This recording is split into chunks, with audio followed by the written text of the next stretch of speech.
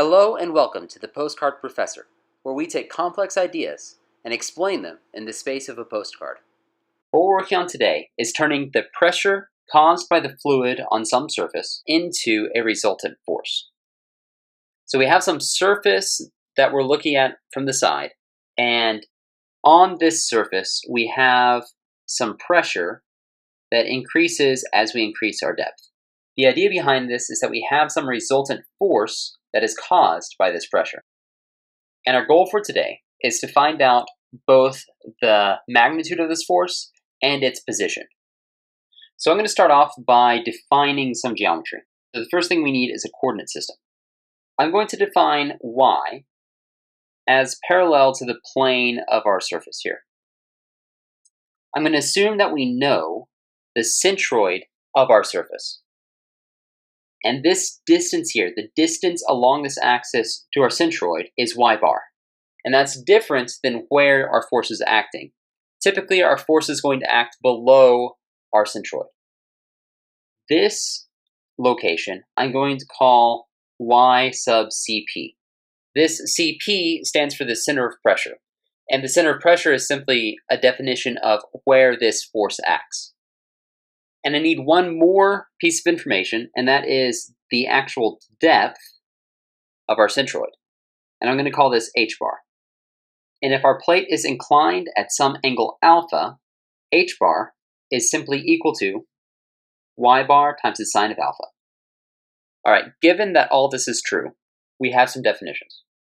First off, the location of our center of pressure is going to be equal to the location of our centroid plus some additional amount that scales with the moment of inertia of our plate. We can also have our center of pressure in the x direction move. So this is going to be equal to the centroid location in x plus the product of inertia divided by the same y bar a. Finally, the last piece we need is the actual value of this force. So this is going to be rho gh, as you might expect, but this h is going to be the height of the centroid, or the depth of the centroid. So this is going to be h bar, and this is going to be multiplied by the area of our plate. So now let's dig into some specific geometries, so we can talk a little bit more about what this moment of inertia means. First off, let's look at a circle. The centroid is going to be right in the middle, so I can call this some x bar and some y bar. We define a circle by its radius, and the area of the circle is pi r squared. Now, the moment of inertia is defined by 1/4 pi r to the 4th. Now, this product of inertia is going to be 0 anytime that we have a symmetric plate. And that's the case here. We can do the same for an ellipse. We define the semi-major axis and the semi-minor axis, and we can find the area, moment of inertia, and product of inertia. All right, let's look at two more. We have a rectangle and then a triangle. So for a rectangle, there aren't too many surprises. We have a different value out front compared to the ellipse, but the form of it looks basically the same. Again, we're symmetric, so the product of inertia is 0. Now for a triangle, things get a little more fun. Again, we have a very similar situation for Ix. Whenever we get to Ixy, the product of inertia, we actually have some value here. What this means for our problem is that if we submerge this, our center of pressure, the location that the force is going to be acting on, is actually going to move away from the centroid in the x direction. Now, this kind of makes sense. Because we have more force the lower we go, we expect more force to be in this region than we do up here, right? So even though our centroid is right in the middle, the force concentration is highest over here, which pulls our center of pressure to the right. So let's take one more look at what's happening here. What these equations are saying is that the center of pressure is going to be close to the centroid, but it's going to be skewed away from it based on where the highest forces are. So for our circle, we're looking at higher forces down here at the bottom than we have at the top. So the center of pressure needs to move downward. but it changes just how far it moves downward, depending on how deep we are. If we get deeper, there's less relative difference between the pressure at the top and the bottom of our plate. It also depends on the size of our area. Now, as our area increases, our moment of inertia increases in turn. The bigger our plate is compared to its depth, the more this is going to move downward. And the same sort of story is true for the center of pressure in the x direction.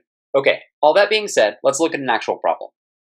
We're going to have a tank, and in this tank, we're going to have a window, and it's going to be a triangular window. We need some dimensions to play with. We're going to say that this is 1 meter, and likewise, this is 1 meter, but our width is going to be 2 meters. Now, what's our goal? We need to find the force of the water acting on our window, and we need to find the location of that. So the center of pressure is going to be somewhere here. We don't know exactly where, but we need some way to reference that.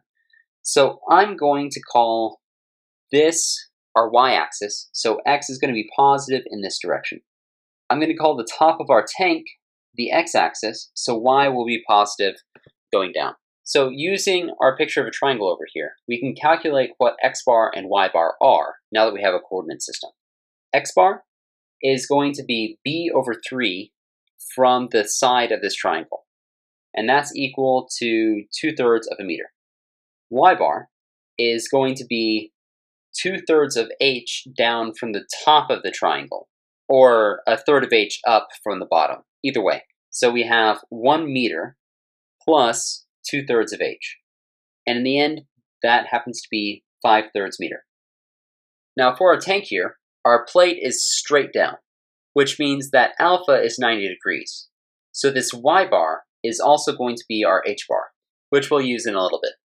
Let's go ahead and calculate our other values, and then we'll start plugging them into our formulas. So Ix and Ixy, these happen to be the same for this specific triangle, but that's not always the case. Finally, the area. Okay, now that we have everything, we can go ahead and plug all of this into our equations up here. So the center of pressure in the y direction is going to be equal to y bar, which is 5/3 meter, plus Ix, which is 1/18 meter to the 4th, divided by y bar times a. So again, 5/3 meter multiplied by 1 meter squared. In the x direction, we plug in x bar multiplied by Ixy divided by y bar a. And this turns out to be 0.7 meters. Finally, we plug in the resultant force. We need values for rho and g, so we'll assume that this is water, and we'll assume that we're on Earth. So we can plug in rho and g, and then the h bar that we calculated above, and then finally the area. Plugging this into a calculator, we end up with 163.3 kilonewtons. And this is acting on a position 1.7 meters down from the top and 0.7 meters away from the side. So with these 3 pieces of information, we have a solution.